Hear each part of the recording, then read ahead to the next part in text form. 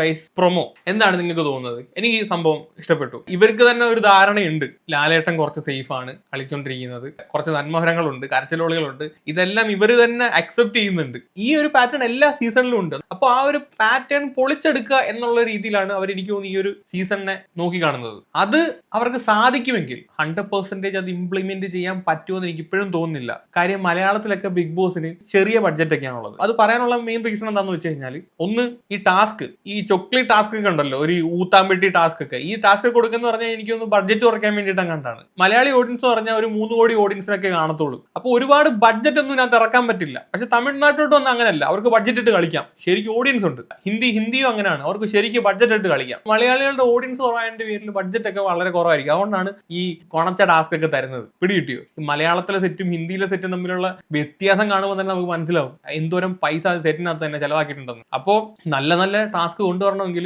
അതനുസരിച്ചുള്ള ഇൻഫ്രാസ്ട്രക്ചറും പണച്ചെലവും ഉണ്ട്. അപ്പൊ ടാസ്ക് ഒക്കെ ഒരു കിടിലൻ ടാസ്ക്, നമ്മൾ ഇതുവരെ കണ്ടിട്ടില്ലാത്ത തരത്തിലുള്ള നല്ല നല്ല ടാസ്ക് കൊടുത്തു കഴിഞ്ഞാൽ തന്നെ ഷോ ഭയങ്കര രസമാവും. പിന്നെ ഈ പറഞ്ഞ കാർഡുകൾ, വിക്ടിം കാർഡ്, നന്മ കാർഡ്, കരച്ചിൽ കാർഡ്, ഇവറ്റകളെ ഒന്നും അധികം അങ്ങോട്ട് എന്റർടൈൻ ചെയ്യിപ്പിക്കാതെ വലിച്ചു കീറി വിട്ടു കഴിഞ്ഞാൽ അതും പൊളിക്കും. നമ്മൾ ഇത്രയും നാൾ കണ്ടുവന്ന ഒരു ഫോർമാറ്റിൽ നിന്നും ഒരു മാറ്റം ചിലപ്പോൾ ഈ ഒരു സീസൺ ഉണ്ടാക്കാൻ പറ്റും. നമുക്കൊന്നും പറയാൻ പറ്റത്തില്ല. കാരണം വരുന്ന ടീംസ് എല്ലാം വാഴകളാണെങ്കിൽ ഇനിയിപ്പോ എത്ര നല്ല രീതിയിൽ ഇവർ പ്ലാൻ ചെയ്തിട്ടും കാര്യമില്ല. കട്ടയ്ക്ക് നിൽക്കുന്ന ടീംസ് ഒക്കെ ആണെങ്കിൽ അടിക്കടി വെട്ടിന് വെട്ട് കുത്തിന് കുത്തെന്നും പറഞ്ഞ് നിൽക്കുന്ന, അവിടെ തോന്നി ഒന്നും ചെയ്യണമെന്നല്ല, ആ ഒരു വൈബ് നിൽക്കുന്ന ടീംസ് ഒക്കെ ആണെങ്കിൽ പൊളിക്കും. ഇപ്പൊ ഫോർ എക്സാമ്പിൾ അഖിൽമാരാറിന്റെ സീസൺ എടുത്ത് നോക്കുകയാണെങ്കിൽ അഖിൽമാരാർ ആ ഒരു സീസൺ കംപ്ലീറ്റ് ഡൊമിനേറ്റ് ചെയ്ത് നിന്നത്. കാര്യം അഖിൽമാരാറിനോട് അടിച്ചു നിൽക്കാൻ അവിടെ ആരും ഇല്ല. എന്നാലും നിങ്ങളൊന്ന് ആലോചിച്ച് നോക്ക്, പുള്ളിയോട് അടിച്ചു നിൽക്കാൻ പറ്റുന്ന ഒരുത്തനും കൂടെ ഉണ്ടെങ്കിൽ ആ സീസൺ എങ്ങനെ മുന്നോട്ട് പോകും? കട്ടയ്ക്ക് നിൽക്കുന്ന ആൾക്കാരുണ്ടെങ്കിൽ സംസാരിച്ചു തുടങ്ങിയാൽ സംസാരിച്ച് അടിച്ചു നിൽക്കണം.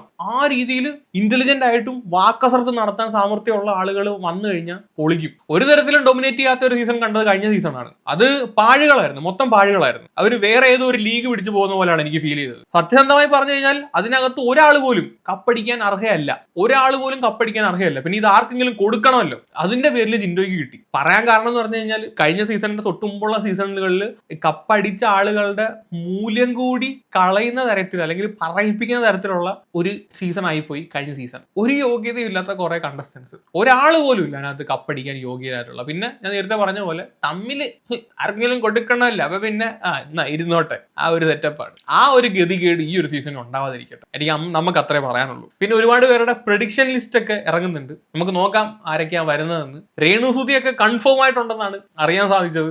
എന്തായി തീരുമെന്തോ. ഇപ്പൊ ഈ രേണുസുതിയെ പോലുള്ള കണ്ടസ്റ്റൻസിനെയൊക്കെ വെച്ചിട്ടാണ് ഈ മാതിരി ഒരു സീസൺ പ്ലാൻ ചെയ്യുന്നതെങ്കിൽ മൂഞ്ചി തെറ്റി പോത്തേ ഉള്ളൂ. ഉള്ള കാര്യം ഞാൻ പറഞ്ഞേക്കാം, ഫുൾ ഡ്രാമ ആയിരിക്കും അതിന്റെ അകത്ത് എന്ന് കഴിഞ്ഞാൽ, മൊത്തം കണ്ണീർ നാടകമായിരിക്കും.